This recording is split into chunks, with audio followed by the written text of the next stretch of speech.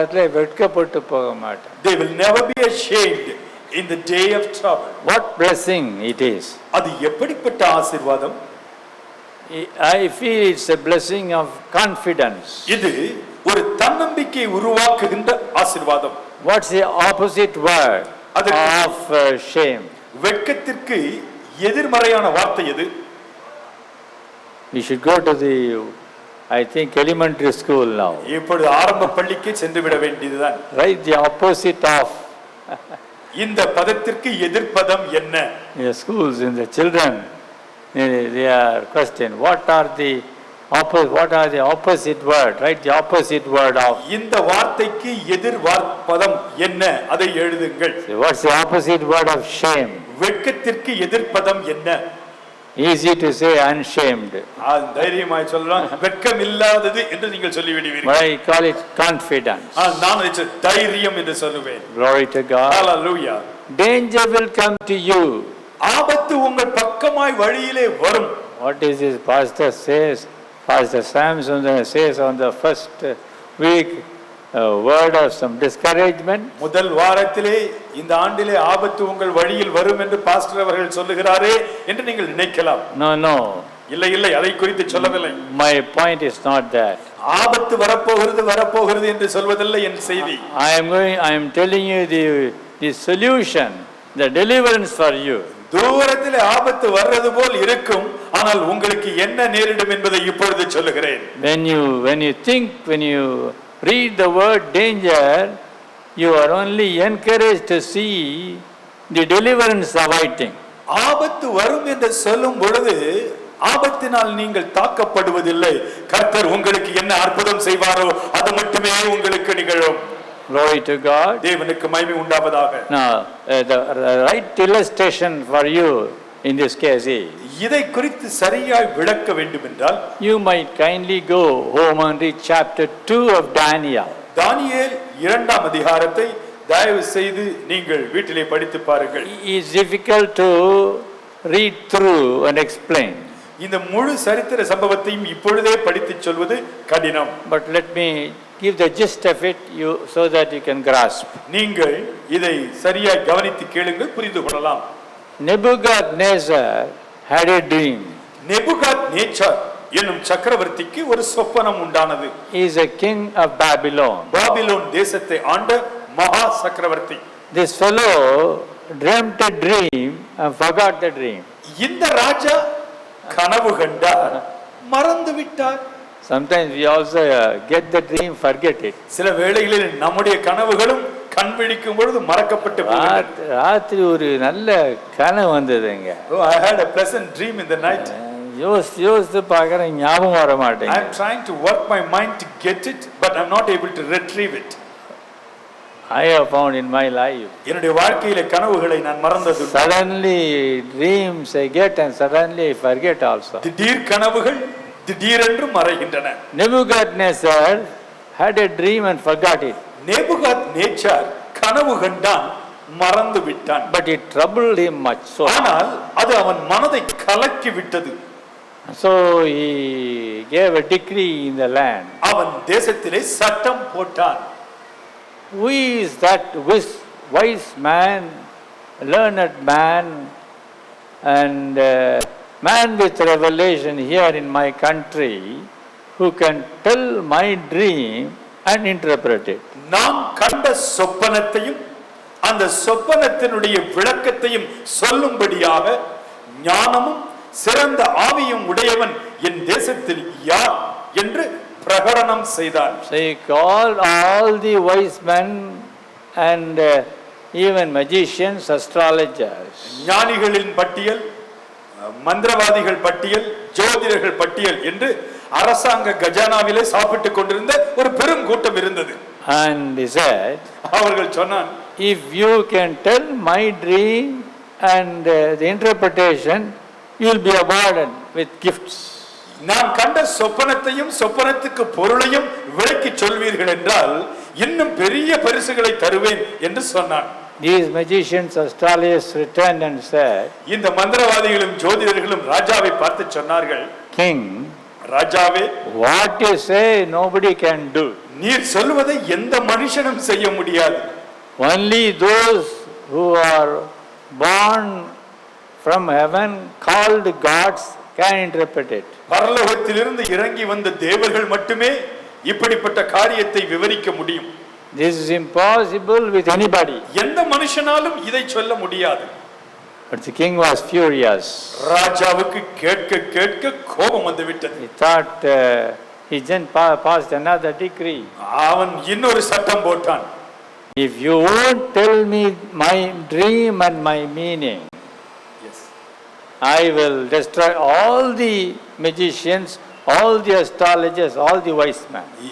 என்னுடைய சொப்பனத்தையும் அதன் விளக்கத்தையும் நீங்கள் சொல்லாவிட்டால் இத்தனை நாள் உங்களை வேலைக்கு வைத்து சாப்பாடு போட்டதே தண்டம் என்று சொல்லி அத்தனை பேரையும் அழித்து விடுவேன் என்றான். Kumar's translation is an explanation for us, not a translation. You find verse 13 of chapter 2. 2 தானியேல் 13ஆம் வசனத்தை பார்க்கிறோம். They sought Daniel and his fellows to be slain. தானியேலையும் அவன் தோழரையும் கொலை செய்ய தேடினார்கள். Daniel had an inner circle. தானியேலுக்கென்று நல்ல நண்பர்கள் இருந்தார்கள். Shadrach, Meshach, Abednego were also his friends. Shadrach, Meshach, Abednego தானியேலுடைய நல்ல நண்பர்கள். So the object of the other wise men were to kill Daniel. மற்ற ஞானிகள் அவர்கள் என்ன தந்திரம் செய்தார்கள்? இந்த சட்டத்தை வைத்து தானியேலையும் தானியேல் நண்பர்களையும் கொன்றுவிட வேண்டும். The king was not having intention to kill Daniel at that time. சட்டம் போட்ட பொழுது தானியேலையும் அவனுடைய நண்பர்களையும் கொல்ல வேண்டும் என்பது ராஜாவினுடைய எண்ணம் அல்லவே அல்ல. Other fellows thought this is the opportunity. மற்றவர்கள் நினைத்தார்கள் இதுதான் சரியான தருணம்.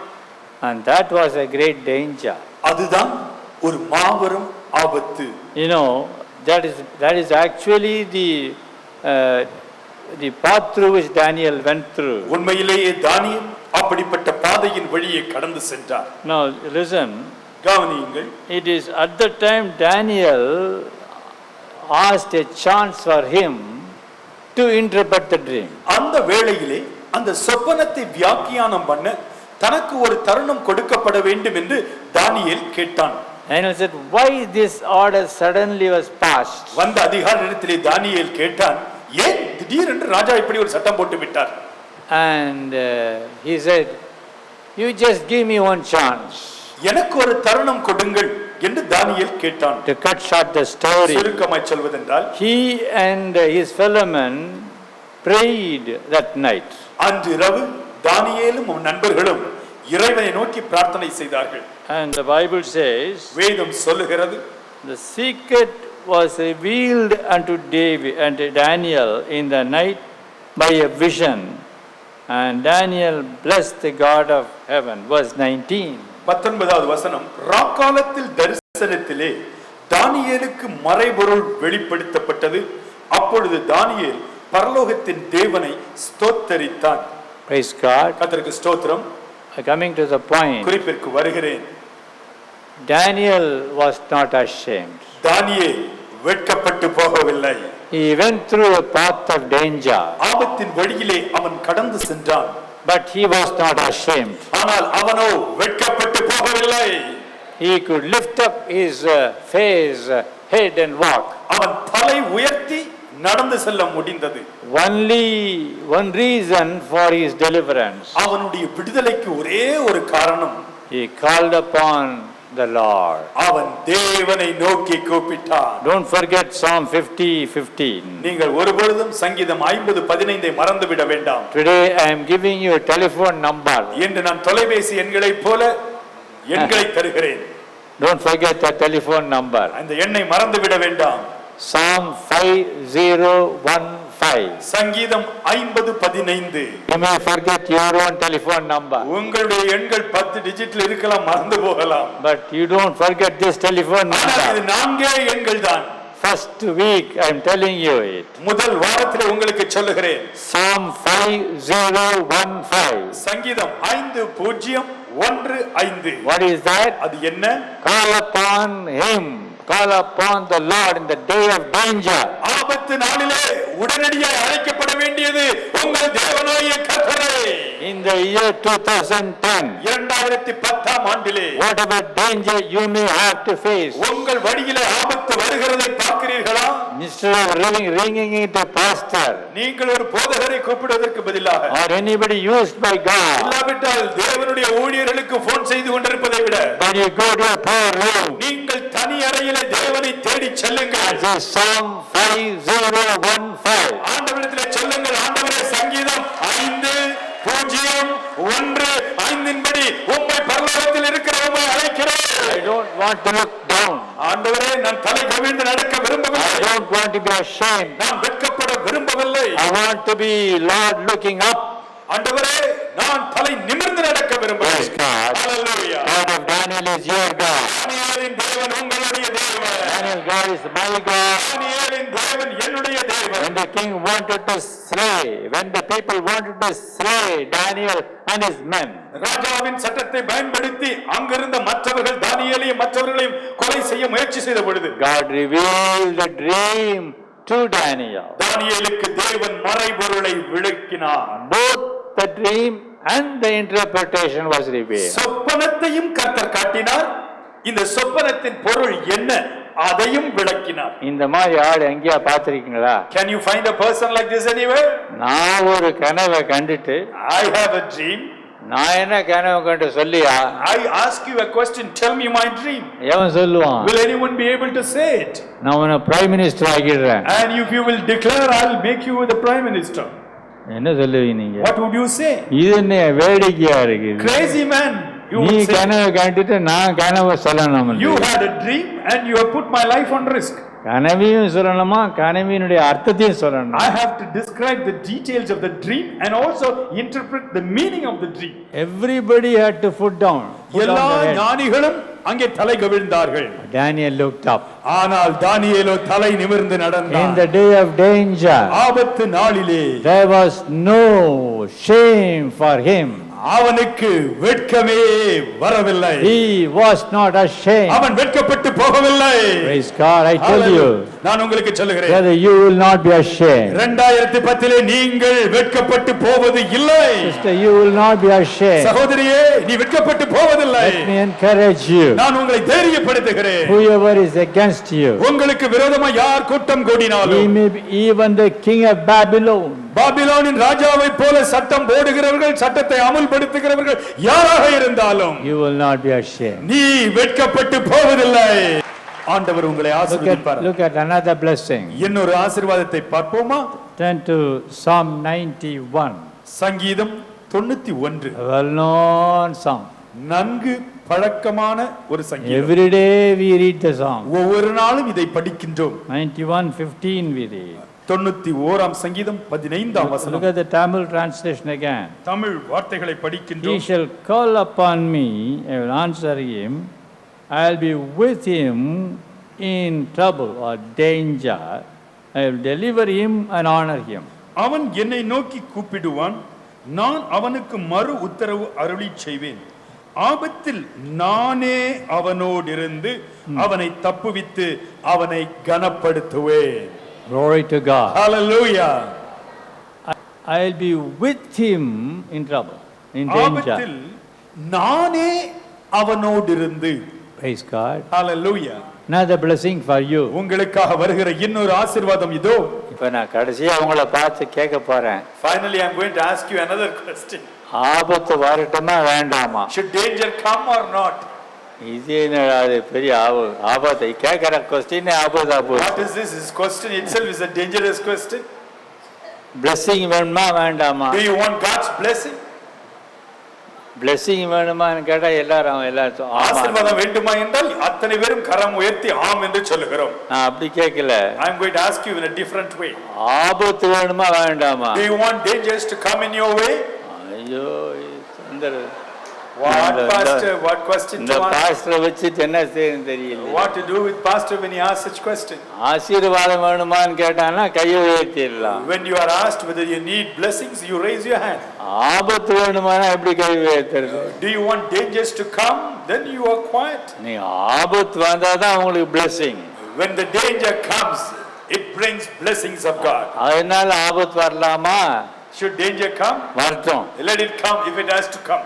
இப்போ என்னது நீங்க ஜெபிக்கணும்? Now what you should pray? இந்த வருஷம் எவ்வளவு வேணும் ஆபத்து வரட்டும் ஆண்டவரே. Let there be many dangers in my way. அந்த ஆபத்தெல்லாம் ஆசீர்வாதமா மாத்திடுவாரு. He will take hold of the danger and make it a blessing. I shall be with him in danger. நான் ஆபத்தில் அவனோடு கூட இருப்பேன். You will go through danger. நீங்கள் ஆபத்தின் வழியிலே செல்வீர்கள். But he shall be with you. ஆனால் அவரோ ஆபத்தை காட்டிலும் அவர் உங்களுக்கு பக்கத்திலே இருப்பார். I can give you a number of incidents. எத்தனையோ உதாரணங்களை சொல்ல முடியும். Jesus told his disciples, இயேசு தன் சீஷர்களிடத்திலே சொன்னார், go over the other side of the shore. நீங்கள் அக்கரைக்கு போவோம் வாருங்கள் என்று சொன்னார். Bible says, வேதம் சொல்கிறது, when he was there in the boat, they drove him. அவர் படகிலே இருந்த பொழுது பயணத்தை துவங்கினார்கள். தமிழ்ல சொல்றதுக்கு வேடிக்கையா இருக்கும். தமிழ்ல அவர் சொல்றது, படவில் இருந்த வண்ணமாக அவரை தள்ளி கொண்டு போனார்கள் இருக்கு. அவர் படகிலே இருந்தார், படகை தள்ளி கொண்டு போனார்கள். He is just there in the boat. அவர் வேறெங்கோ இல்லை, படகில் தான் இருக்கிறார். And they pushed the boat. அவர்கள் படகை தள்ளுகிறார்கள். All the disciples were inside. எல்லா சீஷர்களும் படவிலே இருக்கின்றார்கள். And Jesus said, go over to the other side. இயேசு ஏற்கனவே சொல்லிவிட்டார், அக்கரைக்கு போவோம் வாருங்கள். In the middle there was a big fire wind there. திடீரென்று அந்த பாதி பயணத்திலே பெரும் காற்று வீசியது. And the ship began to toss to and fro. தண்ணீர் கொந்தளித்தபடியினால் படகு தத்தளித்தது. And it looked like sinking. அப்படியே மூழ்கி விடும் போல தோன்றியது. And the disciples got up and said, அப்பொழுது சீஷர்கள் எழுந்து சொன்னார்கள், Master, carest thou not for us, we perish. ஐயா நாங்க அழிஞ்சு போகிறோம், பார்த்துட்டு சும்மா இருக்கீங்களா? Jesus was in the boat. இயேசு படகில் தான் இருந்தார். He stood up and rebuked the wind. இயேசு எழுந்தார், நின்றார், அந்த பெரும் காற்றையும் கடலையும் அதட்டினார். Jesus was in the boat. இயேசு படகிலே தான் இருந்தார். There was a danger for them. அவர்களுக்கு ஆபத்து வந்தது. A danger that the boat shall sink. அவர்கள் பயணம் செய்கிற வாகனம் மூழ்குவது போல இருந்தது. They said, carest thou not for us? நாங்கள் அழிந்து போகிறோம், உமக்கு கவலை இல்லையா? Brethren, சகோதரரே, I am with you in trouble, danger. ஆபத்திலே நானே அவனோடு இருப்பேன், உன்னோடு இருப்பேன். When you are facing the danger, நீங்கள் ஆபத்தை சந்திக்கும் பொழுது, thinking you will sink, இந்த ஆபத்திலே நீங்கள் மூழ்கி விடுவேன் என்று பயப்படும் பொழுது, thinking there is no way of escape, காப்பாற்றுவதற்கு யாராலும் முடியாது என்று நினைக்கிற பொழுது, thinking that it results in death, நிச்சயமாகவே மரணம் தான் எனக்கு முடிவு என்று நினைக்கும் பொழுது, Jesus is with you. இயேசு எங்கோ இல்லை, உங்கள் பக்கத்தில் இருக்கிறார். Believe that? விசுவாசிக்கிறீர்களா? நம்புறீங்களா? Do you believe that? Jesus is with you. இயேசு உங்களோடு இருக்கிறார். Where? எங்கே? When? எப்பொழுது? When you think you will sink. நிச்சயமாய் இந்த பிரச்சனையில் மூழ்கி விடுவேன் என்று நினைக்கிறீர்களே, அப்பொழுது When உங்களோடு you இருக்கிறார். think you will die. மரித்து விடுவேன் என்று நினைக்கிறீர்களே, அப்பொழுது When you உங்களோடு think there is no deliverance. எனக்கு விடுதலைக்கு சான்ஸே இல்லை என்று நினைக்கிறீர்களே, அப்பொழுது He is with you. அப்பொழுது அவர் உங்களோடு இருக்கிறார். Lord says, I am with you in danger. கர்த்தர் சொல்லுகிறார், ஆபத்தில் நானே உன்னோடு கூட இருக்கிறேன். Wonderful. அற்புதம். Once said, God said, Jesus said to Paul. ஒரு முறை இயேசு கிறிஸ்து பவுலிடத்தில் சொன்னார். He was in Corinth. அப்பொழுது கொரிந்து பட்டணத்திலே பவுல் இருந்தார். Jesus appeared to him in a dream and said, இயேசு அவருக்கு ஒரு சொப்பனத்தில் தோன்றி சொன்னார். and said, fear not. பவுலே, பயப்படாதே. No man shall touch you. ஒருவனாகிலும் உன்மேல் கை போடுவதில்லை. No man shall lay his hand on you. ஒருவனாகிலும் தன் கையை உன் மீது வைப்பதில்லை. And there he said, I am with you. நான் உன்னோடு கூட இருக்கிறேன் என்று அங்கே சொன்னார். Want to read the quotation? It is 18th chapter Acts of the Apostles. அப்போஸ்தலர் நடபடிகள் 18ஆம் அதிகாரத்திலே இந்த வரலாற்று சம்பவம் எழுதப்பட்டிருக்கிறது. No man shall lay his hand on you, for I am with you. ஒருவனாகிலும் உன் மீது கை போடுவதில்லை, உன்னை அடிப்பதில்லை, ஏனென்றால் நான் உன்னோடு கூட இருக்கிறேன். Praise God. Hallelujah. That's the reason why we read in Psalm 46, ஆபத்து காலத்தில் அவர் அனுகூலமான துணையாய் இருக்கிறார். Hallelujah. In the day of trouble is a very present help for me. All glory to God. Hallelujah. The last one for you. கடைசியாக கர்த்தர் எப்படி ஆபத்தை ஆசீர்வாதமாய் மாற்றுகிறார், இதோ அதை சொல்லுகிறேன். Turn to Proverbs chapter 1. நீதிமொழிகள் 1ஆம் அதிகாரத்திற்கு வாருங்கள். And we read to you the last verse and then conclude. கடைசி வசனத்தை படித்து இந்த தேவ செய்தியை நிறைவு செய்ய விரும்புகிறேன். Proverbs 1:33. நீதிமொழிகள் 1ஆம் அதிகாரம் 33ஆம் Whoso hearkeneth unto me shall dwell safely and shall be quiet from fear of evil. Read it in Tamil. எனக்கு செவி கொடுக்கிறவன் எவனோ அவன் விக்கினமின்றி வாசம் பண்ணி ஆபத்திற்கு பயப்படாமல் அமைதியாயிருப்பான். வாசிங்க. எனக்கு செவி கொடுக்கிறவன் எவனோ அவன் விக்கினமின்றி வாசம் பண்ணி ஆபத்திற்கு பயப்படாமல் அமைதியாய் இருப்பான். Glory to God. Hallelujah. Fearing not but quietness. He will not be afraid about anything. எதை குறித்தும் பயப்பட மாட்டான், அமைதியாய் இருப்பான். We have